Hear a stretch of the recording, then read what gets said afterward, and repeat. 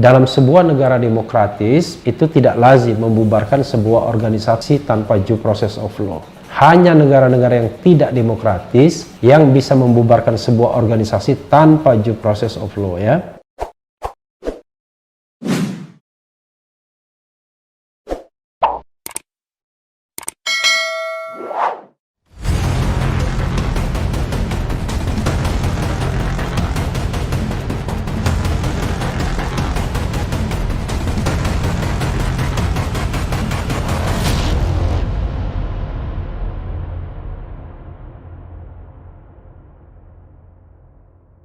Assalamualaikum warahmatullahi wabarakatuh, Sobat RH sekalian. Jumpa lagi kita di channel yang keren ini, Keren Cadas, ya. Kali ini saya ingin membacakan berita yang ngeri-ngeri sedap nih. Sebagaimana dilansir oleh beberapa media, salah satunya dari whatyouthink.com, ya. Ini media milik Eros Jarod, ya. Dari What You Think, jadi What You Think apa di Indonesia kan, ya. Mahfud MD siap terima karma jika salah bubarkan FPI. Wah, ini luar biasa ya, kayak apa, sumpah pocong. Coba kita bacakan, ya. Menteri Koordinator Bidang Politik, Hukum dan Keamanan Menko Polhukam siap menanggung dosa akibat tindakannya membubarkan Front Pembela Islam FPI. Jika tindakan tersebut salah, Mahfud menyatakan siap mempertanggungjawabkan di hadapan Tuhan. Mahfud siap menerima karma akibat keputusan tersebut. Luar biasa keyakinannya, ya. Itu. Minum dulu, ya. Masih ada sedikit sariawannya. Pernyataan itu diungkapkan Mahfud dalam video podcast YouTube Deddy Corbuzier yang diunggah pada Selasa 12 Januari 2021. Saat itu Deddy menanyakan tentang keputusan pemerintah membubarkan FPI. Deddy menanyakan apakah FPI RIP, rest in peace, atau mati, ya. Mantan Ketua Mahkamah Konstitusi MK ini menjelaskan sebenarnya FPI sudah mati dengan sendirinya. Pasalnya Ormas pimpinan Habib Rizik Syihab HRS itu tidak mengurus perpanjang surat tanda terdaftar SKT yang berakhir pada 20 Juni 2021, sehingga secara otomatis FPI sudah dinyatakan tidak ada atau bubar. Nah, ini yang kita tidak setuju, ya, tidak sama pendapatnya, berbeda pendapat, karena SKT itu bukanlah sebuah legitimasi, sebuah fondasi bagi eksistensi sebuah ormas, ya, dan itu kan sudah ada dalam putusan MK. Jadi ormas di Indonesia itu ada dua jenis secara besar, ya. Ormas terdaftar dan ormas yang tidak terdaftar. Nah, ormas yang terdaftar itu ada yang berbadan hukum, ya, ada yang tidak berbadan hukum, ya. Sementara ormas yang tidak terdaftar pasti sudah tidak berbadan hukum. FPI ketika surat keterangan terdaftarnya habis, ya, dia menjadi ormas yang tidak terdaftar.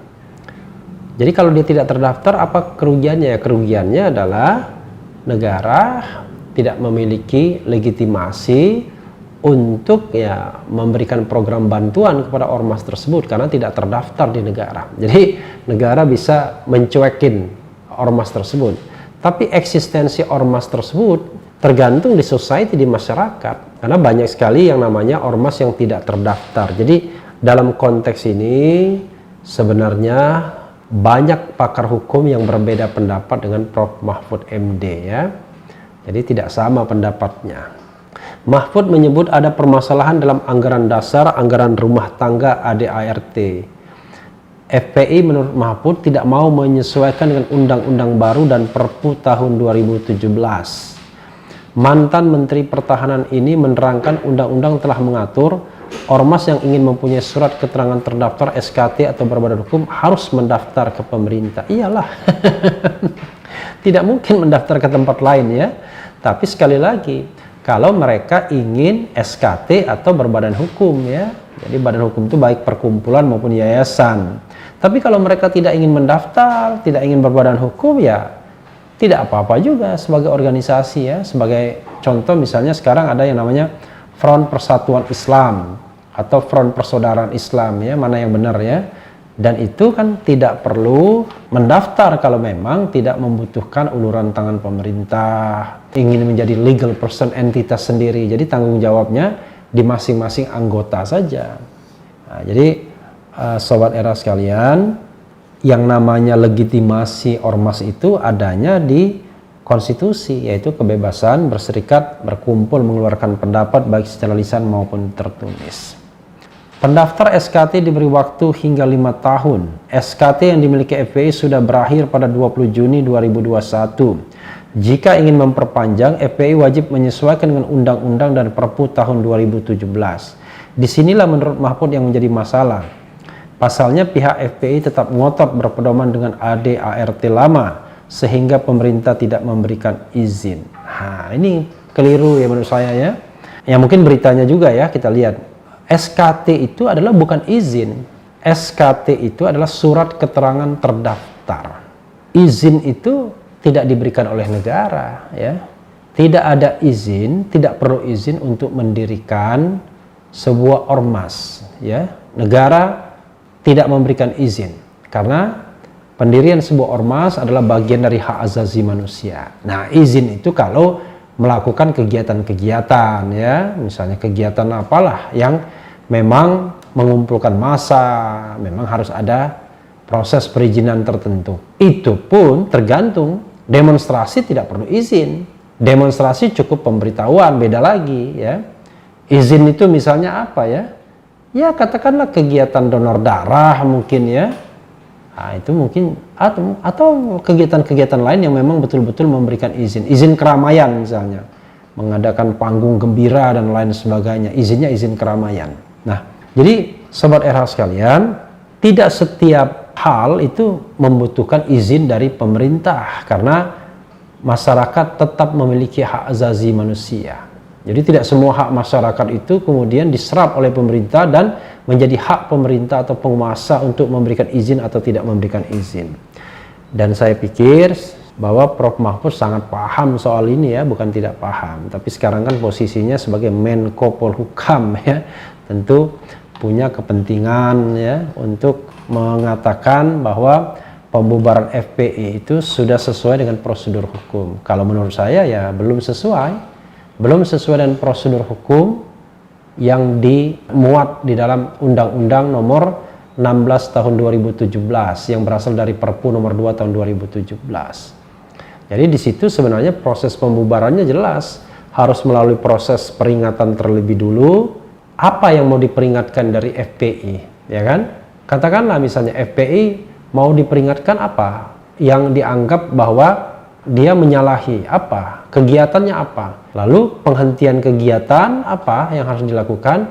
Barulah pembubaran kalau kita mengikuti hukum. Tapi ya kalau kita mengikuti ayunan kekuasaan, suka tidak suka, atau misalnya mencatat kejadian-kejadian lama yang tidak jelas ya, maka itu ya menjadi subjektivitas kekuasaan. Dan dalam perspektif hukum saya mengatakan ini keliru, tapi Prof. Mahfud yakin tidak keliru, ya kita hormati saja, namanya berbeda pendapat ya, tidak apa-apa juga. Nah, tetapi sekali lagi dalam sebuah negara demokratis itu tidak lazim membubarkan sebuah organisasi tanpa due process of law ya. Hanya negara-negara yang tidak demokratis yang bisa membubarkan sebuah organisasi tanpa due process of law ya. Saya lanjutkan. Selanjutnya Dedi menanyakan apakah Mahfud percaya dengan karma. Mahfud pun menjawab ia percaya karma dan dosa adalah balasan Tuhan. Saat itulah mantan politisi PKB ini mengatakan siap mempertanggungjawabkan keputusannya membubarkan FPI di hadapan Tuhan. Ya kita doakan yang terbaik ya. Kita doakan yang terbaik sesuai dengan keyakinan masing-masing bahwa Prof. Mahfud merasa yakin bahwa pembubaran ini benar ya, dan dia mau mempertanggungjawabannya di hadapan Tuhan. Ini bukan lagi soal pertanggungjawaban hukum, ini sudah pertanggungjawaban meta yuridis ya, sudah kepada yang maha kuasa ya. Mahfud justru merasa terlambat membubarkan FPI lah, malah terlambat ya. Itulah sebabnya selagi sempat ia memilih melakukannya sekarang. Mahfud menegaskan jika tindakannya dianggap salah, ia berani bertanggung jawab kepada Tuhan. Tapi ada tulisan di bawah ini, jangan sesumbar Pak, hati-hati kena karma benaran. Ini tambahan dari dari what you think-nya mungkin ya, tambahan dari what you think-nya ya. Itu sobat era sekalian ya, karma Mahfud dalam pembubaran FPI ya. Nanti kita akan bisa melihat ya, ini post factum ya, siapa yang benar siapa yang salah. Tapi ya sebagai insan manusia kita doakan yang terbaik bagi republik ini, bagi siapa saja, dan tentu bagi demokrasi kita yang sudah berdarah-darah kita lahirkan kembali pada tahun 98 ketika rezim otoriter Soeharto tumbang.